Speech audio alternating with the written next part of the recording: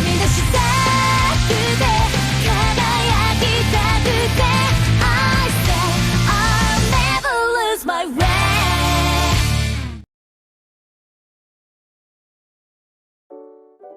Yo, halo semuanya, selamat datang kembali di channel Tidak Pernah Lulus. Di video kali ini gue akan bahas Ultraman Omega episode 2.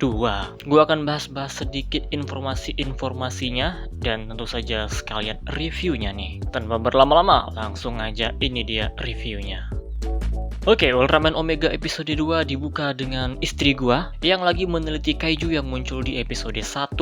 Itu kan bangkainya masih ada yang nggak meledak tuh. Kenapa nggak meledak? Ya itu nanti akan gua teorikan di bagian akhir. Terus kita di sini diperlihatkan Omega yang kelaparan. Ternyata setelah dia memperkenalkan dirinya sebagai Omega, itu dia di situ hampir pingsan. Dan memang sepanjang episode ini sangat ditekankan kalau ketika Ultraman Omega itu berubah atau menggunakan kekuatannya meskipun dalam wujud manusia, itu akan mengkonsumsi staminanya yang sangat banyak. Jadi dia akan langsung kelaparan. Sehingga Omega ini akhirnya memutuskan menggunakan kekuatannya atau berubah di saat yang penting-pentingnya aja. Ini penekanan yang menurut gue cukup bagus. Dan konsepnya pun jadi menarik ya, bukan cahaya di sini kekuatannya. Tapi ya emang kayak manusia pada umumnya aja, yaitu butuh makanan. Dan makanannya pun makanan normal. Jadi ini kalau misalnya kalian nanya, Ultraman butuh makan nggak bang? Nah butuh, itu Omega butuh makan tuh. Nggak Omega aja sih sebenarnya. Kayak Ultraman Z itu juga sebenarnya dia butuh makan. Cuma penekanannya nih yang sangat berbeda. Ultraman Omega ini ya, episode 2-nya ini benar-benar menekankan hal itu. Kemudian kita di sini diperlihatkan adanya kaiju baru, kaiju yang mirip sama kadal atau salamander di sini ya. Tentunya Omega langsung penasaran dengan kaiju itu dan memutuskan untuk pergi ke tempat kaiju tersebut, tentunya bersama dengan Kosei. Di sini terjadi momen kocak di mana dia nggak tahu polisi itu apa dan malah menerobos. Mau nggak mau pakai kekuatannya karena dilarang sama polisi dan ya dia kelaparan. Nah di saat Kosei sama Omega ini lagi mengejar kaiju, mereka bertemu sama Ayumu, istri gua nih. Istri gua ini emang kerja ya, dia meneliti kaiju tersebut karena emang basic dia adalah sebagai peneliti. By the way di sini juga akhirnya Omega itu mendapatkan nama manusianya, dikasih sama Kosei ternyata. Dia pengen bilang nama Omega tapi kan nggak cocok gitu. Akhirnya dibilang lah ya Sorato Okida atau kita panggil aja dengan nama Surapto. Dan ini penamaannya cukup unik ya, karena biasanya manusia ngasih nama Ultraman-nya. Kayak misalnya Ark itu kan Ishido yang ngasih namanya. Wah raksasa ini terbang meninggalkan bentuk seperti busur. Jadi kita namakan aja dia Ultraman Ark. Tapi Ultraman Omega, dia udah memperkenalkan dirinya sebagai Omega. Nah justru nama yang dikasih adalah nama manusianya, bukan nama Ultraman-nya. Ini menurut gua sangat-sangat unik. Ya singkatnya di sini mereka bertiga berhasil menemukan sarang dari kaiju tersebut, tapi dianya udah nggak ada. Dan berkat perkataan Surapto, istri gua berhasil menyimpulkan kalau kaiju ini mungkin berada di bendungan karena dia butuh hibernasi. Tempat yang besar untuk hibernasi ya bendungan. Mereka bertiga ke sana untuk evakuasi tapi nggak ada yang percaya. Dan akhirnya muncullah kaiju ini. Kaiju ini sangat beracun, kena tanaman dikit aja langsung pada mati. Terus Omega mau berubah tapi dihalangi sama si Kosei. Ini bagian yang gue juga suka karena di sana tuh lagi banyak orang ya pasti identitasnya ketahuan. Nah kenapa Kosei melarang untuk berubah? Kenapa dia takut orang-orang tahu Omega? Nah ini ada di percakapan sebelumnya ketika bertemu dengan Ayumu. Dia sempat nanya apakah Omega itu musuh dan kalau ketangkap gimana. Nah dari situlah dia memperingatkan Omega untuk tidak membongkar identitasnya. Jadi lagi-lagi dijelaskan nih, kenapa seorang Ultraman nggak boleh membocorkan identitasnya. Biasanya dari yang gue lihat, mereka itu tidak membocorkan, nggak ada alasannya. Ya mungkin kita bisa berpikir takut ini, takut itu, tapi tidak pernah dijelaskan. Nah ini series Ultraman Omega dijelaskan, tapi bukan Ultraman-nya yang takut ya, melainkan temannya sendiri. Takut kenapa-kenapa nih, jadi ya jangan terbongkar lah. Dan gue sangat berharap semoga nantinya tidak ada adegan yang seolah-olah membocorkan identitas Omega, tapi ternyata sampai akhir nggak ada yang tahu. Please jangan kayak gitu, kayak di Blazer kemarin itu jelek, atau kayak di Decker itu juga hampir sama lah. Untungnya di Ultraman Decker setelah Kanata ketahuan, ternyata si temannya, aduh gue lupa siapa namanya. Ya pokoknya itulah dia kan. Itu dia ternyata menyadari selama ini ada kejanggalan-kejanggalan dan akhirnya terjawablah kejanggalan yang dia rasakan. Sedangkan Blazer kemarin itu jelek, banyak sekali yang harusnya terbongkar, tapi sama sekali malah nggak ada yang nyadar. Gue nggak pengen langsung nyadar semuanya ya, tapi ya setidaknya mereka sempat mikir aja lah gitu. Ini kenapa gini, kenapa gitu. Nggak harus langsung berpikir MC Ultraman, enggak. Tapi setidaknya adalah rasa curiga atau mempertanyakan lah setidaknya. Nah ini semoga jangan sampai sampai terjadi di Ultraman Omega ini. Sejauh ini sampai episode 2 bagus. Selanjutnya terjadilah pertarungan antara Omega melawan Kaiju Kadal ini. Nah, pertarungannya bagaimana? Oke, menurut gua ini jauh sekali downgrade-nya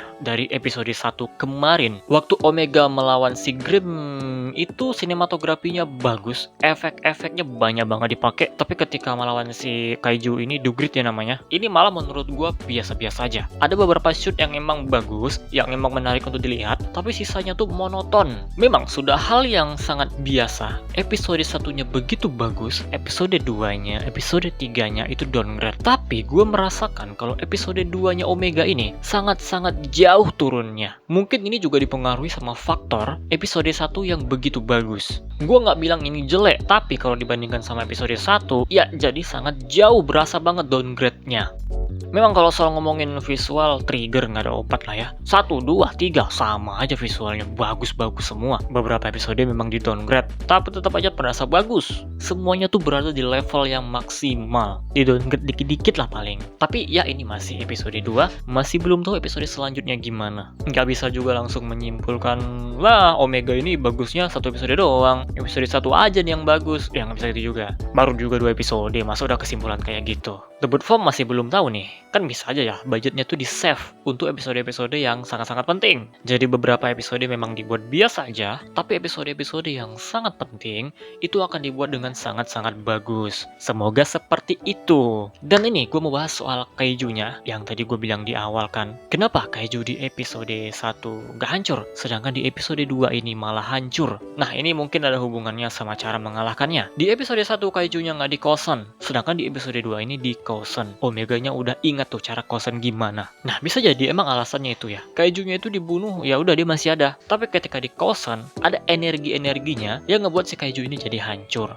Itu kesimpulan gua nih. Dan ngomongin soal kaiju lagi di sini kita jadi tahu lewat percakapan si Ayu kalau kaiju di series ini asal-usulnya bervariasi. Episode 1 kemarin itu harusnya kaiju luar angkasa. Sedangkan episode 2 ini harusnya ditekankannya kaiju bumi. Tapi yang jadi pertanyaan di sini adalah kenapa Omega bisa tahu detail-detail dari kaiju tersebut, sedangkan Omega berasal dari luar angkasa. Meskipun dia lupa ingatan tapi hafal banget sama kaiju. Apakah semua kaijunya berasal dari luar angkasa yang pernah ditemui sama Omega? Atau ini memang kekuatan Omega yang memang sebagai seorang warrior dia punya kemampuan untuk menganalisis musuhnya? Nah ini gue masih bingung nih. Omega yang tahu banget ini maksudnya tuh apa? Memberitahu kita kaijunya berasal dari luar angkasa, pernah bertemu sama Omega sebelumnya, atau ini menunjukkan kalau Omega itu punya skill seperti yang gue sebutkan tadi. Emang bisa langsung menganalisis aja.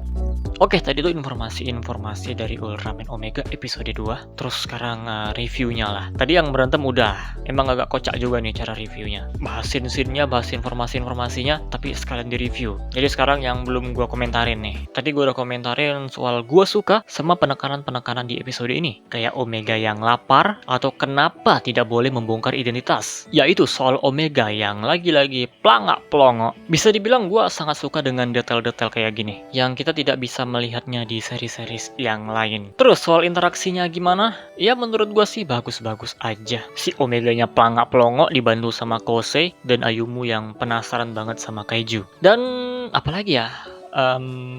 Berantem udah tadi. Oh ya, lagu openingnya nih, visualnya. Visualisasi openingnya tidak ada masalah. Gua lihatnya ya bagus-bagus aja sih. Beat-beatnya sama visual-visual yang ditampilkan itu nyambung. Nggak ada masalah kayak misalnya Trigger dulu. Trigger dulu di awal-awal yang visual bagian pertamanya itu nggak nyambung dengan beat lagunya. Tempo lagunya udah mulai naik, tapi visual-visual yang ditampilkan itu biasa-biasa aja, yang santai-santai. Tapi untuk Omega ini ya nyambung-nyambung aja sih. Lagu ending juga udah ada ya. Mindarin tuh yang nyanyikan. Gimana menurut kalian? Ya ini kalian aja komentar lah. Nah, jadi itu dia pembahasan kita kali ini. Ultraman Omega episode 2. Gue udah bahas informasi-informasinya, sekalian ngomentarin tuh reviewnya lah, ngasih tanggapan. Ini bagus kah, ini jelek kah, atau biasa aja. Kesimpulannya, ini episode yang menarik dari detail-detail, tapi sangat kurang di bagian fighting scene. Gue bisa bilang fighting scene-nya biasa-biasa aja. Ini nggak bisa dibilang bagus. Malah kalau dibandingkan sama episode sebelumnya, sangat-sangat berasa sekali downgrade-nya. Cuma ya jadinya biasa-biasa aja karena ada beberapa scene yang gue cukup suka untuk melihatnya. Tapi beberapa scene itu sangat-sangat monoton. Makanya gue bilangnya ya biasa-biasa aja lah ini. Menurut kalian gimana? Komentar aja di bawah. By the way, untuk soal militer ini gue pengen bahas, tapi kayaknya di video selanjutnya aja. Kalau di video ini kepanjangan nanti. Jadi kita close aja videonya seperti biasa. Terima kasih telah menonton and see you next time.